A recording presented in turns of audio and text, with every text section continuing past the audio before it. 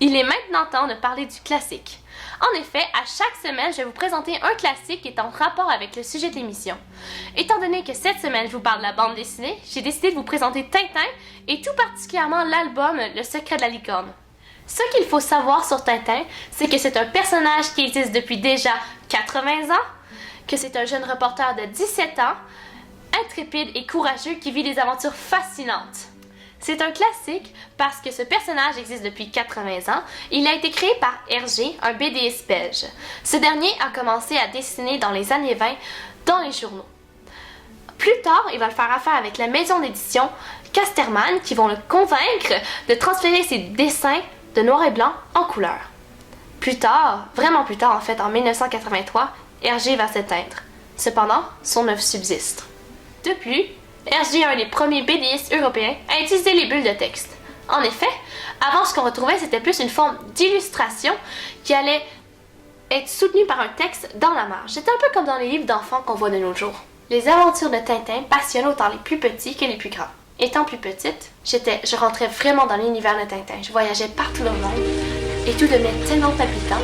En plus de ces expressions jeunes qui venaient rechercher en moi la jovialité que j'avais étant plus petite. Maintenant, étant plus grande, ce que je recherche chez Tintin, c'est le côté plus humoristique qu'on retrouve entre les personnages. Cependant, Tintin n'est jamais vraiment seul. Alors, je vous ai dressé une liste de tous les personnages qui, selon moi, sont vraiment importants. En première place, il y a Milou. C'est un fox terrier blanc. C'est aussi le compagnon le plus fidèle de Tintin. Apparemment, que le nom Milou est inspiré du surnom que Hergé donnait à son amie d'enfance, Marie-Louise Costem, qui surnommait alors Malou. En seconde place, il y a le capitaine Haddock. C'est un très bon ami de Tintin. Il serait prêt à risquer sa vie pour l'aider dans ses aventures. C'est lui qui apporte l'aspect le plus comique avec ses jurons. Le nom Haddock viendrait d'un mets. C'est en fait une façon de servir le poisson fumé. Je sais, vous aussi, vous êtes étonnés à la maison, n'est-ce pas? Je trouve que c'est très intéressant d'avoir un nom qui relie directement le capitaine à la mer. En troisième place, il y a le professeur Tournesol. C'est un savant, très sensible, souvent égaré dans ses pensées, qui fait des découvertes extraordinaires. De plus, avec sa surdité, il amène un aspect assez cocasse dans les bandes dessinées. Aussi, le personnage du professeur Tournesol est inspiré d'un vrai savant, très populaire dans les années 30, du nom de Auguste Picard. Finalement, il y a les Dupont et Dupont. Ce sont deux agents de police très célèbres pour leur phrase « Je dirais même plus, professeur, chapeau ». Maintenant, l'univers de Tintin n'est pas aussi légendaire sans ses aventures. Sur 24 albums, c'est surtout le 11e qui m'a toujours énormément intéressé. Le secret de la licorne. Hergé l'a rédigé en 1942 jusqu'en 1943, où il publiait page par page dans un journal, en noir et blanc bien sûr.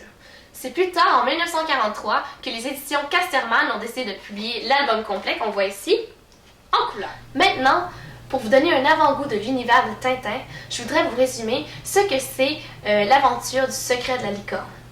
En fait, tout commence lorsque Tintin décide d'aller acheter au marché une maquette de bateau. Quelques instants plus tard, il décide d'aller la montrer à son bon ami, le capitaine Haddock. Ensuite, ils se rendent compte que ce vaisseau en maquette est celui de l'ancêtre du capitaine Haddock.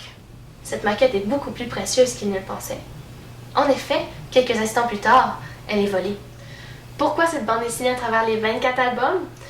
Parce que c'est une chasse au trésor hors du commun. L'intrigue est fascinante, bien ficelée, où tous les personnages trouvent leur compte. En plus, l'action se déroule en Belgique, contrairement à la majorité de ses aventures. En plus, on voit l'excentricité du capitaine Haddock à jour et ça rend la beauté de la chose extraordinaire. Si vous avez déjà lu cette bande dessinée et que vous avez aimé autant que moi, je vous conseille le film d'animation réalisé par Steven Spielberg en 2011 intitulé Les aventures de Tintin, le secret de la licorne. C'est une pièce tout à fait unique. Le plus beau navire qui ait jamais volé. En bref, Tintin est un classique de la bande dessinée par son imaginaire qui nous suit depuis 80 ans. Par ses histoires palpitantes et intéressantes qui plaisent à tous les gens, de tous les âges, et par ses personnages qui sont vraiment attachants. Pour ceux qui n'ont jamais lu Tintin, cette bande dessinée va vraiment vous introduire à la dynamique entre les personnages et à l'univers de ce dernier. Pour conclure, j'espère que ça deviendra un de vos classiques à vous aussi.